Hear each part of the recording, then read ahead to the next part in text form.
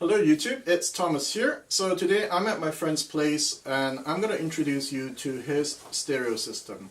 This stereo system probably we're looking at about 30,000 when it was new. Let's start with the Mcintosh D150 DAC. This was about 3005. Really amazing DAC. I've talked about DAC in my past video, meaning high-end DAC versus entry-level DAC. I'll do a separate video on it to go more into detail, but definitely a very good DAC. Next we have the Sony CDP XA7ES CD-ROM. This was about 4,000 when it was new. You're probably wondering, how can somebody spend $4,000 on a CD-ROM? Like, what does it do, right? Yeah, I'll do a separate video talking about the Sony CD-ROM and the Mcintosh D150. Down here we have the CEC turntable. This one is actually my turntable. I personally love it. This turntable got me into vinyl. It was dirt cheap. I got it for almost free. It sat in my house for a while, and because I got it for free. How good can it be? But once I plugged it in, and it got me hooked.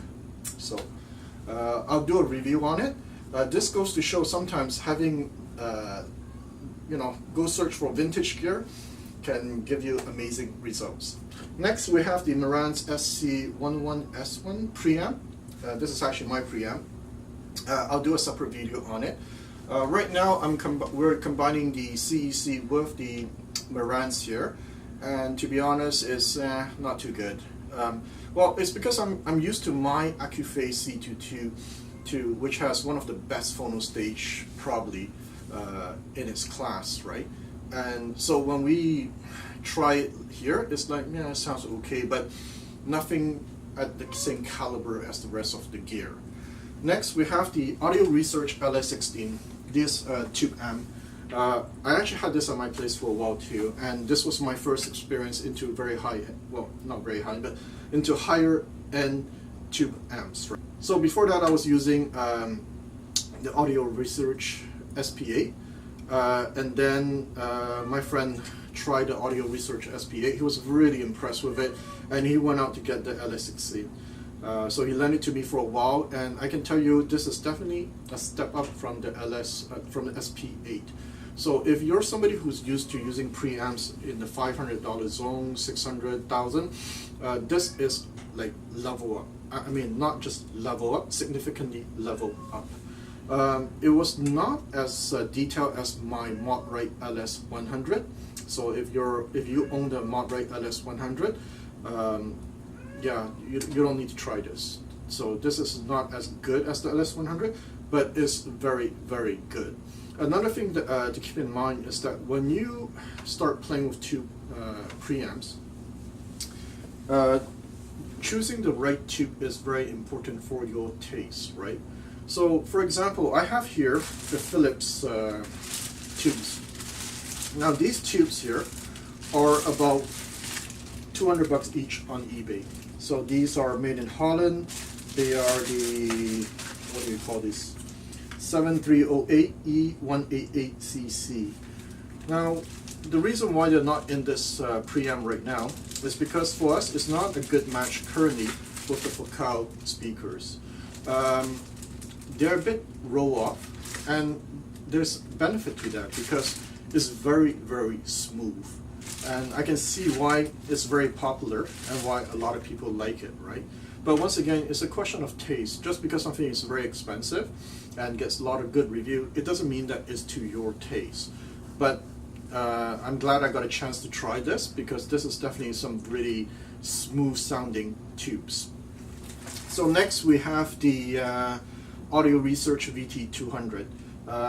My friend actually lent this to me for a while. At the time new, it was probably, I don't know, 15,000 Canadian. It was about 9K US, right?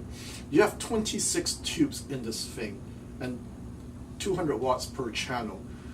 So when I first borrowed it, I was like, yeah, it's okay, but for something that's over $10,000, an amp over $10,000 with 26 tubes, I was expecting more.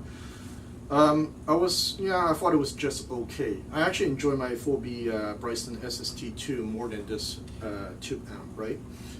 It was using these serving tubes, and those were highly rated tubes. They're actually the expensive tubes, but I find it just so-so.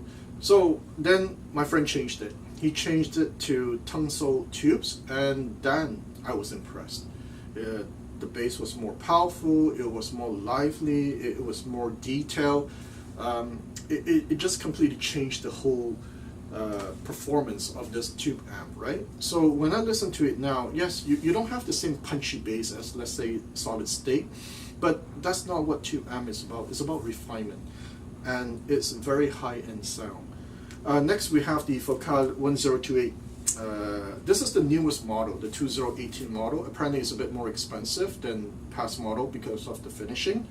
I'll do a review on it later. And then we have the transparent ultra speaker cables. Now those are very smooth sounding cables. I actually did an A/B test that against the transparent Music Link, which was the basic model, right? Sometimes I always question, I do question, is it really worth it to spend $3,000 on speaker cable? But if you were there that day at my home, when we switched from the Music Link basic cable to the Ultra, after that I sold the Music Link. I mean, it was a big gap, right? So behind me we have other interconnects, Siltech. I'm actually going to borrow them home tonight. Maybe I'll do a review on them. Those are $4,000 Siltech interconnects. So once again, the question, is it worth it to spend $4,000 on a pair of interconnects, right? I'll let you know. I'll do some tests on it and let you know. So usually in my video I'll do a sound clip, right? But not today, because not only we have the 1028 beryllium 1028 Focal with the beryllium tweeter, we also have the Focal 836 here. So we're going to do A/B tests with it and answer the question, if you have a pair of 836, is it worth it to upgrade to the 1028? Now to finish off the video, in my past video I mentioned the Focal 1028 is very difficult to tame. It's very harsh, well, quote unquote harsh. It can be harsh. It's very bright, and I met a few people who actually owned it and end up selling it because they just can't handle the brightness from it, right? But with 26 tubes plus another 4 tubes with ultra smooth sounding DAC plus transparent cable, it sounds okay. So it depends on whatever you pair with your system. The Focal can do amazing things, right?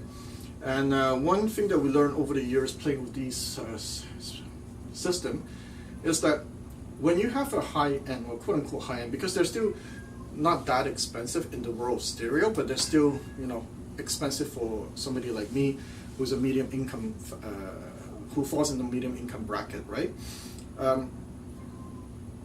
Your system is only as good as the cheapest component on it, meaning that, I can have such a fancy system, but if I plug a $1 interconnect to it, it will just bring the whole system down, right? So that's why we spend a lot of money in each component, cables, and so forth. And I'll do a video also on, does cable matter, right? I fall in the camp of, actually, that's for a different discussion. So yeah, so I'll see you next week, and I'll be going more into detail each component.